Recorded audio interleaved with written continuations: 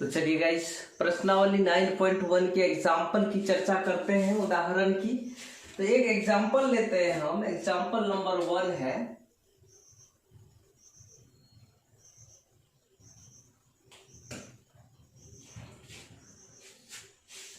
Example में question है कि धरती पर एक मीनार ऊर्ध्वाधर खड़ी है।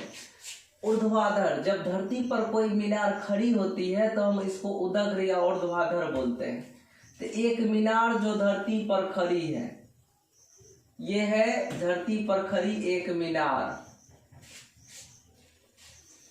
धरती के एक बिंदु से जो मीनार के पाद बिंदु से 15 मीटर दूर है। मीनार के जड़ को हम मीनार का पाद बिंदु कहेंगे। और धरती पर कोई बिंदु है जिससे इसके पाद बिंदु माने जड़ के बिंदु से ये 15 मीटर की दूरी पर खड़ी है। धरती में मीनार का जो पाद बिंदु है उससे धरती के कोई बिंदु है जिसके बीच का डिस्टेंस कितना है? 15 मीटर। देख लेंगे गाइस, ये डिस्टेंस आपका 15 मीटर का है।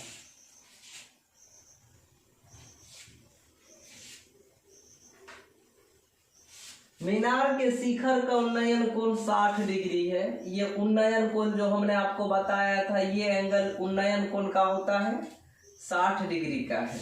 तो हमें इसमें बताना है कि मीनार कितना ऊंचा है। देखिएगा, इस मीनार की ऊंचाई कैसे निकालते हैं, आपको हमने बताया था कि हम एक बेसिकली प्रॉब्लम से मीनार की ऊंचाई निकाल सकते हैं। तो ट्रायगोनोमेट्रिकल रेशियो में एक ऐसा अनुपात लेंगे जिसमें मीनार की ऊंचाई हो और मीनार का आधार हो। समकोण त्रिभुज बनता है। ये धरती पर कोई भी अक्ष अगर खड़ी है तो ये इस पर लंबवत ही होता है। 90 डिग्री का एंगल हुआ तो tan थीटा का वैल्यू हुआ 60 degree equal to AB by AC, अर्थात tan थीटा बराबर P बटा B होता है। तो P का वैल्यू AB हुआ और B का वैल्यू AC हुआ। तो AB का वैल्यू तो आपको पता नहीं है, AC का वैल्यू तो आपको पता है 15 सेंटीमीटर। तो tan 60 डिग्री, tan 60 डिग्री का वैल्यू कितना होता है, इस बात को भी देखेगा इस। तो tan 60 डिग्री √3 के इक्वल होता है, इक्वल टू AB बाय 15। 15 भागा में दूसरे तरफ आएगा तो क्रॉस गुना होता है भागा वाला मान। तो 15 गुना √3, तो AB का मान हो गया 15 √3, इतना सेंटीमीटर। अतः मीनार की ऊंचाई, अभिष्ट ऊंचाई, मीनार की अभिष्ट ऊंचाई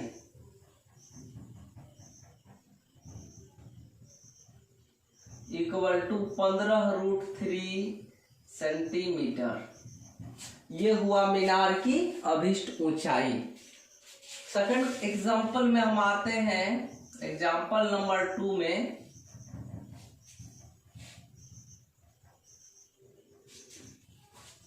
कहता है क्वेश्चन,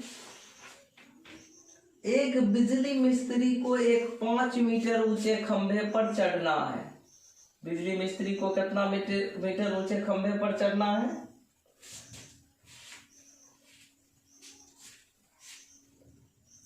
5 मीटर ऊंचे खंभे पर चढ़ना है।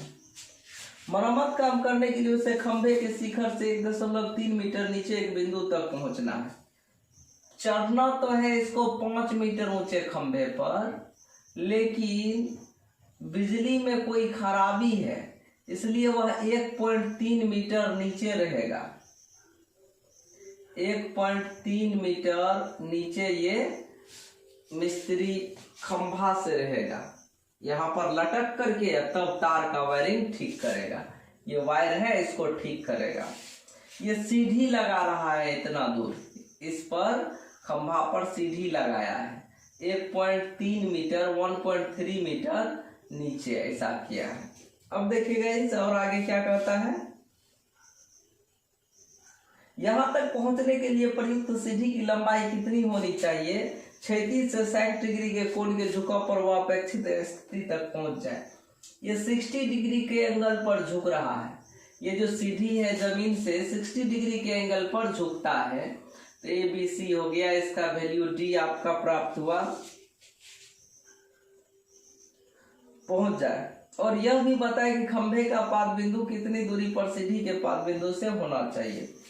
गाइस हमको दो चीज पता करना है, ये भी डिस्टेंस पता करना है और ये भी डिस्टेंस पता करना है। सीधी इस खंभे की ऊंचाई तो यहाँ तक आपको पता है 5 मीटर, हमको इसका वैल्यू निकाल लेना है। तो 5 - 1.3 निकाल लेते हैं तो BC का वैल्यू आ जाएगा। BC = 5 - 1.3 तो आ गया 7 और 3.7, इतना मीटर आ गया BC का वैल्यू। पूरे में से अगर इसको माइनस करें तो ये वैल्यू BC का वैल्यू आया। अब BD का वैल्यू तो पता नहीं है। एंगल थीटा कोण D = 60 डिग्री, ये हुआ उन्नयन कोण। हमें प्राप्त क्या करना है गाइस, पहले ये भी ज्ञात करना है, ये भी। तो हमको ये इसमें इसका रिलेशन करके ये पहले निकाल लेते हैं BD। तो BD भी निकालना है और CD भी निकालना है। तो चलिए हम BD पहले निकालते हैं।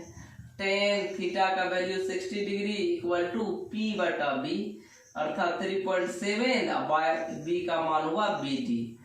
tan 60 डिग्री का वैल्यू होता है गाइस कितना, अभी तुरंत देखे आपने, √3 = 3.7 बाय BD। BD का वैल्यू निकालना है, भागा में है, √3 में गुना हो गया। ये ऊपर है नीचे आ जाएगा, 3.7 बाय √3। इस √3 को अंश और हर में गुना करते हैं, 3.7 √3 बाय √3 इंटू √3 तो 3 हुआ। दशमलव के बाद ऐसा आया 3.7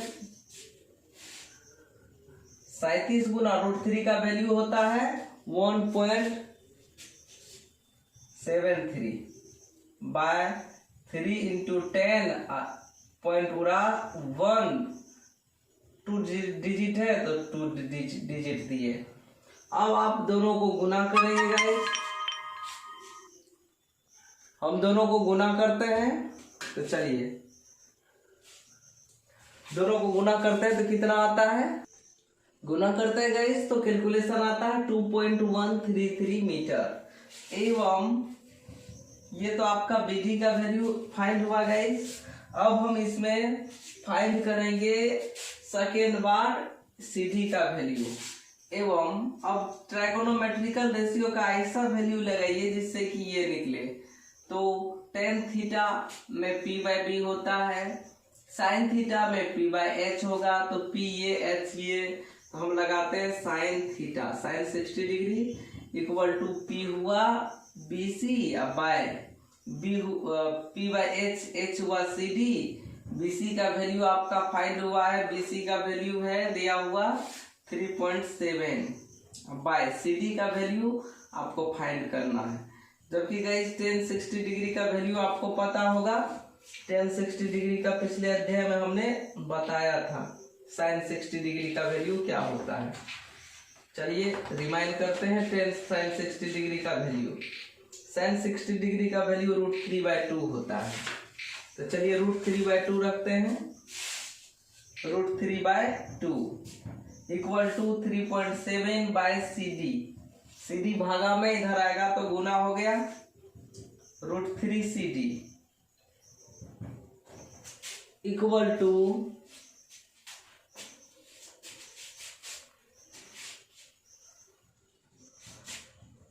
√3 CD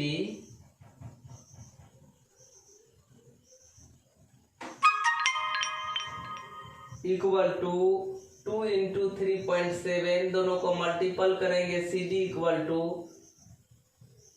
7.4 बाय √3। √3 को हर पर में करण करने के लिए दोनों अंश और हर में इसको मल्टीपल करेंगे। इसको हम अंश और हर में मल्टीपल कर दिए, 7.4 इंटू √3 बाय √3 इंटू √3 तो 3.10 74 गुना √3 1.73 3 इंटू 10 दशमलव बुरा फिर 00। अब दोनों को मल्टीपल करिए गाइस, निकलता है 4.26। इसका भी हम कैलकुलेशन किए थे इतना मीटर। अतः सीधी की खंभे के पाद बिंदु से दूरी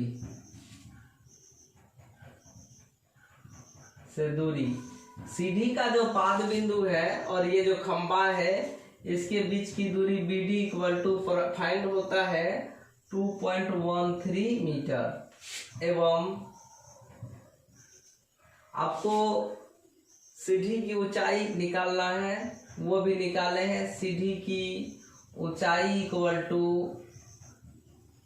सीढ़ी कितना बड़ा है तो 4.26 मीटर, ये सीढ़ी बड़ा है और ये आपको दोनों चीज फाइंड हो गया कि सीढ़ी कितना बड़ा है और